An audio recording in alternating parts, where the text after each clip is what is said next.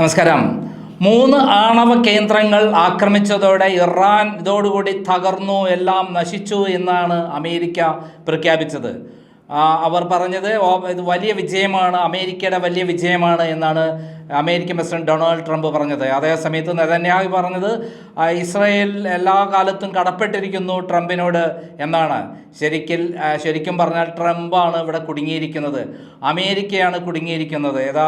ഈ മൂന്ന് സ്ഥലത്ത് ബോംബ് വർഷിച്ചതോടെ ആ ബോംബ് ഇപ്പോൾ ആ കേന്ദ്രങ്ങൾ തകർക്കാൻ പറ്റുന്നതല്ല എന്നുള്ള വിവരമാണ് പുറത്തു വന്നിരിക്കുന്നത്. ഏകദേശം 13,000 കിലോ ഭാരമുള്ള ബോംബാണ് വർഷിച്ചിരിക്കുന്നത്. B-2 സ്റ്റെൽത്ത് പ്ലെയിൻ ഉപയോഗിച്ച് ബങ്കർ ബസ്റ്റർ ബോംബുകളാണ് വർഷിച്ചിരിക്കുന്നത് അമേരിക്ക. 3 സ്ഥലങ്ങളിൽ കൃത്യമായി വർഷിച്ചെങ്കിലും ഇതുകൊണ്ട് ആ ആണവ കേന്ദ്രങ്ങളെ തകർക്കാൻ പറ്റില്ല. മിനിമം 30,000 കിലോ വെയിറ്റുള്ള ബങ്കർ ബസ്റ്റർ ബോംബുകൾ ഉപയോഗിച്ചാൽ മാത്രമേ ഈ കേന്ദ്രത്തെ തകർക്കാൻ പറ്റുള്ളൂ. ഇപ്പോൾ ഉപയോഗിച്ച ബോംബ് പ്രകാരം 61 മീറ്റർ വരെ താഴേക്ക് ഇറങ്ങാം. എന്നാൽ ഇതിൻ്റെ അടിയിലേക്ക് 80 മീറ്റർ താഴെയിലാണ് ഈ സംഭവം കിടക്കുന്നത്. കൊണ്ട് യാതൊരു തരത്തിലും ഇവിടെ യാതൊരു പ്രശ്നമുണ്ടായിട്ടില്ല എന്ന് മാത്രമല്ല, അവർ പറയുന്നത് ഈ സമ്പുഷ്ട യുറേനിയം ഇവിടെ നിന്ന് ഞങ്ങൾ കടത്തിക്കഴിഞ്ഞിരുന്നു, അതുകൊണ്ട് ഇവിടെ ഈ പ്ലാന്റിന് എന്ത് പറ്റിയാലും യുറേനിയത്തിനൊന്നും പറ്റില്ല എന്നുള്ള കാര്യമാണ് ഇപ്പോൾ ഇറാൻ പറഞ്ഞിരിക്കുന്നത്. മാത്രമല്ല, ഞങ്ങൾ തിരിച്ചടിച്ചിരിക്കും, ശക്തമായി തിരിച്ചടിച്ചിരിക്കും. ഇന്ന് വരെ കാണാത്ത വിധത്തിൽ അമേരിക്കയ്ക്കും ഇസ്രയേലിനും അതിഭീകരമായ അനുഭവമായിരിക്കും എന്ന് പറഞ്ഞു തീരുന്നതിന് മുമ്പ് ടെൽ അവീവിലും അതേപോലെ ഹൈഫയിലും അതേപോലെ ജെറുസലേമിലും ബാലിസ്റ്റിക് മിസൈൽ ആക്രമണങ്ങൾ വന്നിരിക്കുന്നു. ഇവിടങ്ങളിലൊക്കെ വൻ ഭീകര സ്ഫോടനങ്ങളാണ് നടന്നുകൊണ്ടിരിക്കുന്നത് എന്നുള്ള വിവരങ്ങളാണ് വരുന്നത്.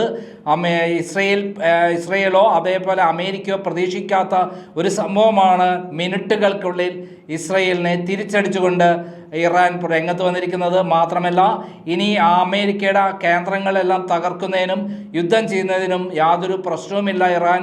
ഇന്നലെ വരെ അമേരിക്കയുടെ ഏതെങ്കിലും കേന്ദ്രങ്ങൾ തകർക്കുകയോ അവരുടെ സൈനിക താവളങ്ങൾ തകർക്കുകയോ ചെയ്തിട്ടില്ല. 20 സൈനിക കേന്ദ്രങ്ങളാണ് അമേരിക്കയ്ക്ക് ഈ ഇറാന് ചുറ്റുമുള്ളത്. ആ സ്ഥലങ്ങളിലെല്ലാം വിന്യസിച്ച് കഴിഞ്ഞാൽ, ആക്രമണം നടന്നു കഴിഞ്ഞാൽ അവിടെയുള്ള അറേബ്യൻ രാജ്യങ്ങൾ അടക്കം ഈ യുദ്ധത്തിൽ വരണ്ട പ്രശ്നങ്ങളിലേക്ക് കടക്കും. അങ്ങനെ അതൊരു ലോകമഹായുദ്ധത്തിലേക്ക് കടക്കും. യാതൊരു തരത്തിലും ഇതൊരു വിട്ടുവീഴ്ചയില്ലാതെ റഷ്യയും ചൈനയും ഇവർക്ക് പിന്തുണ പ്രഖ്യാപിച്ചു കഴിഞ്ഞിട്ടുണ്ട്. അതായത് ഈ ആണവ കേന്ദ്രത്തിൽ ഏതെങ്കിലും തരത്തിൽ ആക്രമണം നടത്തിയാൽ റഷ്യയും കെട്ടിയിരിക്കില്ല എന്നാണ് പറഞ്ഞിരുന്നത് പുടിൻ.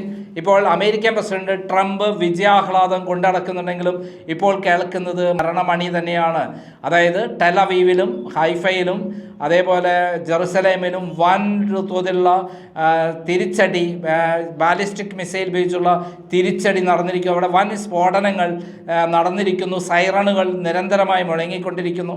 വ്യോമ പ്രതിരോധ സംവിധാനങ്ങൾ ഉണർന്നിരിക്കുന്നു. എന്നാൽ അതിനെല്ലാം മറികടന്നുകൊണ്ട് അയൺ ഡ്രോമിനെയൊക്കെ തകർത്തെറിഞ്ഞുകൊണ്ട് ഇറാൻ തിരിച്ചടിച്ചിരിക്കുന്നു എന്നുള്ളതാണ് ഇപ്പോൾ കേൾക്കുന്നത്. മാത്രമല്ല, അവർ ഫോർമിസ് കടലിടുക്ക് ബന്ധിക്കാൻ പോകുന്നു. അവിടെ നിന്ന് ആ വഴി എല്ലാത്തരം കപ്പൽ ഗതാഗതവും നിയന്ത്രിച്ചു കഴിഞ്ഞാൽ അതുകൂടെയുള്ള 20% എണ്ണ വ്യാപാരം നടത്തുന്ന എല്ലാ രാജ്യങ്ങൾക്കും അത് വലിയ ബുദ്ധിമുട്ടായി മാറും. അതുകൊണ്ട് തന്നെ ഈ ഇറാനെതിരെ ഇപ്പോൾ അമേരിക്ക നടത്തിയ ആക്രമണം ഇത് ഇവിടെ വെച്ച് അവസാനിക്കില്ല, വലിയ പ്രത്യാഘാതം ഉണ്ടാകുമെന്നാണ് യുദ്ധ നിരീക്ഷകർ പറയുന്നത്. എന്തായാലും ചൈനയുടെയും റഷ്യയുടെയും പിൻബലം കിട്ടിയ ഇറാൻ പഴയ മാതിരിയല്ല, കൂടുതൽ ശക്തമായുള്ള തിരിച്ചടികൾക്ക് തുടങ്ങിയിരിക്കുന്നു എന്ന് അവർ പറഞ്ഞ പ്രകാരം നടത്തിയിരിക്കുന്നു. അതായത് ഈ ആക്രമണം നടന്ന്, അതായത് 3 കേന്ദ്രങ്ങൾ ഫർദോ, അതേപോലെ നദാൻസ്, ഇഷാം എന്ന 3 ആണവ കേന്ദ്രങ്ങൾ ആക്രമിച്ചപ്പോൾ അവിടെ ഒന്നും തന്നെ സംഭവിച്ചില്ല, ആണവ വികിരണം ഉണ്ടായിട്ടില്ല എന്നാണ് ഇറാൻ പറയുന്നത്. ഇപ്പോൾ ഉണ്ടായിട്ടുള്ള തിരിച്ചടി എന്ന് പറയുന്നത് ചെറിയ തോതിലുള്ള തിരിച്ചടിയല്ല, വലിയ തോതിലുള്ള തിരിച്ചടി തന്നെയാണ് ഇപ്പോൾ ഇറാനിൽ നിന്ന് ഇസ്രയേലിലേക്ക് ഉണ്ടായിരിക്കുന്നത്. നെതന്യാഹു പറഞ്ഞത് ഇതോടുകൂടി നിങ്ങൾ വിജയിച്ചു കഴിഞ്ഞു, എല്ലാ കാലത്തും നന്ദി ഉണ്ടായിരിക്കും ട്രംപിനോട് എന്നാണ്. എന്നാൽ അമേരിക്കയിൽ ഇത് തിരിച്ചടികളാണ് ട്രംപിന് ഉണ്ടാക്കിക്കൊണ്ടിരിക്കുന്നത്. ഇറാൻ പറയുന്നത് മറന്നേക്കൂ നോബൽ സമ്മാനമൊക്കെ അമേരിക്ക, ട്രംപ് ഇതെല്ലാം മറന്നേക്കൂ, എല്ലാ തരത്തിലുള്ള നിയമവിരുദ്ധമായ പ്രവർത്തനങ്ങളാണ് നടന്നിരിക്കുന്നത്. അതേപോലെ നേരിട്ട് യുദ്ധത്തിലേക്ക് പോകരുത് എന്നാണ് തുളസി ഗബാർഡ് പറഞ്ഞത്. ഇത് തന്നെയാണ് അവിടെ അമേരിക്കയിൽ നിന്നുള്ള വിവരങ്ങൾ പുറത്തു വരുന്നത്. ഡെമോക്രാറ്റിക് ലീഡർ ഹക്കീം ജെഫ്രീസ് പറഞ്ഞിരിക്കുന്നത് ഏതെങ്കിലും തരത്തിൽ തിരിച്ചടികൾ അമേരിക്കയിൽ കിട്ടുകയാണെങ്കിൽ, ഏതെങ്കിലും പട്ടാളക്കാരോ അല്ലെങ്കിൽ അമേരിക്കൻ സംവിധാനങ്ങളോ തകരപ്പെടുന്നുണ്ടെങ്കിൽ അതിൻ്റെ പരിപൂർണ ഉത്തരവാദിത്വം ട്രംപിനായിരിക്കുമെന്നാണ്. ട്രംപിൻ്റെ അഹങ്കാരമാണ് സത്യത്തിൽ ലോകം മുഴുവൻ കീഴടക്കാം, ലോകം മുഴുവൻ തൻ്റെ കീഴിലാണ്, അതിന് ഇസ്രയേലിൻ്റെ കൂട്ടുമതി എന്നുള്ള അമേരിക്കൻ പ്രസിഡന്റ് ട്രംപിൻ്റെ അഹങ്കാരവും ധിക്കാരവുമാണ് യഥാർത്ഥത്തിൽ ഈ യുദ്ധത്തിന് കാരണം. അവർ ആദ്യം ഇറാനോട് 60 ദിവസത്തെ സമയം കൊടുത്തു. ഒരു കരാറിൽ ഏർപ്പെടാൻ ഇസ്രയേലും അതേപോലെ ഇറാനും തമ്മിൽ ആണവ ആയുധങ്ങൾ ഉപയോഗിക്കില്ല, ആണവ ഈ സമ്പുഷ്ടീകരിക്കുന്ന യുറേനിയം നല്ല കാര്യങ്ങൾക്ക് മാത്രമേ ഉപയോഗിക്കുള്ളൂ എന്ന് തുടങ്ങിയ വ്യക്തമായ അഗ്രിമെൻറ്റിലേക്ക് ഇസ്രയേലും ഇറാനും ഏർപ്പെടണമെന്നായിരുന്നു അമേരിക്കയുടെ നിലപാട്, ട്രംപിൻ്റെ നിലപാട്. എന്നാൽ 60 ദിവസം കഴിഞ്ഞ് അതിൻ്റെ തൊട്ടടുത്ത ദിവസം തന്നെ അവർ യുദ്ധം ആരംഭിച്ചു.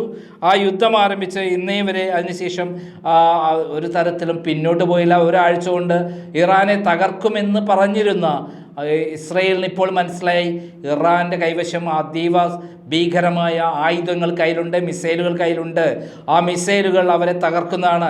ക്ലസ്റ്റർ ബോംബുകളും മിസൈലുകളും ഉപയോഗിച്ച് അവർ ആക്രമണം നടത്തുമ്പോൾ അത് ഭീകരമായി ഇസ്രയേലിനെ ബാധിക്കുന്നുണ്ട്. ഇസ്രയേലിലെ കെട്ടിടങ്ങൾ തകർന്നു വീഴുന്നു, അതേപോലെ അവിടുത്തെ സീപോർട്ട് തകർന്നിരിക്കുന്നു, എയർപോർട്ടിലേക്ക് അവർ ആക്രമണം നടക്കുന്നു, ആശുപത്രികൾ തകരുന്നു. എന്താണോ ഇസ്രയേൽ ഹമാസിനെതിരെ ഗാസയിൽ ചെയ്തത് അത് തന്നെ ഇപ്പോൾ ഇസ്രയേൽ തിരിച്ചടിക്കുമ്പോൾ അവർ വിലപിക്കുകയാണ്. ഇത് യുദ്ധ നിയമങ്ങൾക്ക് വിരുദ്ധമാണ് എന്നാണ് ഹോസ്പിറ്റൽ ആക്രമിച്ചപ്പോൾ ഇസ്രയേൽ പറഞ്ഞതെന്നാൽ നമുക്കെല്ലാവർക്കും അറിയാം ഹമാസിനെതിരെ അവർ ഗാസയിൽ നടത്തിയ യുദ്ധത്തിൽ അവിടെയുള്ള എല്ലാ ആശുപത്രികളും തകർക്കപ്പെട്ടു, എല്ലാ സ്കൂളുകളും തകർക്കപ്പെട്ടു, ആരാധനാലയങ്ങളും തകർക്കപ്പെട്ടു. എന്തിന് അഭയാർത്ഥി കേന്ദ്രങ്ങളടക്കം ഭക്ഷണം കഴിച്ചുകൊണ്ടിരിക്കുമ്പോൾ ആക്രമണം നടത്തിക്കൊണ്ടിരിക്കുകയാണ് ഇസ്രയേൽ. അത്രയും വലിയ ഭീകര രാജ്യമാണ് ഇസ്രയേൽ എന്നുള്ള കാര്യത്തിൽ യാതൊരു സംശയമില്ല. നമുക്ക് ഇറാനെ സംബന്ധിച്ചിടത്തോളം ഇറാൻ്റെ ഉള്ളിൽ പലതും ഉണ്ടായിരിക്കാം, പക്ഷെ അവരുടെ അകത്തേക്ക് കയറി ആക്രമിക്കാൻ ഒരു പരമാധികാര രാജ്യമായ ഇറാൻ്റെ അകത്തേക്ക് പ്രവേശിക്കാൻ ഇസ്രയേലിന് അധികാരമില്ല. അവരുടെ സുരക്ഷയ്ക്ക് പ്രശ്നമാണ് എന്നാണ് അവർ പറയുന്നത്. അതിൻ്റെ ഭാഗമായി അവരുടെ സംരക്ഷണത്തിന് വേണ്ടിയിട്ടാണ് ഇറാനെ ആക്രമിച്ചത് എന്നാണ് പറയുന്നത്. എന്നാൽ ഇസ്രയേലിൻ്റെ കൈവശം ആണവായുധങ്ങളില്ലേ, അമേരിക്കേൻ്റെ കൈവശം ആണവായുധങ്ങളില്ലേ? അങ്ങനെയുള്ള ഇസ്രയേൽ മറ്റു രാജ്യത്തിന് അവരുടെ സുരക്ഷയ്ക്ക് ഉണ്ടാക്കുന്ന ഇത്തരം ആണവായുധങ്ങളൊന്നും ഉപയോഗിക്കാൻ പാടില്ല, അവരുണ്ടാക്കാൻ പാടില്ല പറയുന്നതിൻ്റെ ലോജിക്ക് എന്താണ്?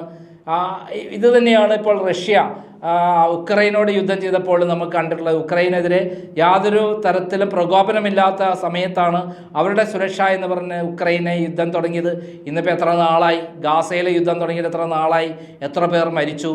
ആ ഗാസയുടെ യുദ്ധം ചെയ്ത പോലെയുള്ള ഒരു അനുഭവമായിരിക്കും ഇറാനോട് യുദ്ധം ചെയ്താൽ ഉണ്ടാകുക എന്ന് കരുതിയാണ് ഇപ്പോൾ ഇറാൻ ഇങ്ങനെ ഒരു യുദ്ധത്തിന് പുറപ്പെട്ടത്. പക്ഷേ ഇപ്പോൾ വലിയ ഭീകരമായ തിരിച്ചടിയാണ്. ഒരൊറ്റ പുലർക്കാലം കഴിഞ്ഞ് അവിടെ ആണവ കേന്ദ്രങ്ങളെ അമേരിക്ക ബോംബിട്ട് കഴിഞ്ഞ് ഏകദേശം മണിക്കൂറുകൾക്കുള്ളിലാണ് ഇറാൻ തിരിച്ചടിച്ചിരിക്കുന്നത്. അതായത് അമേരിക്കയും ഇസ്രയേലിനെയും ഒരേപോലെ ഒരു പുല്ല് വില കൽപ്പിച്ചിട്ടില്ല ഞങ്ങളെന്നാണ് ഇറാൻ പറഞ്ഞിരിക്കുന്നത്. നന്ദി, നമസ്കാരം.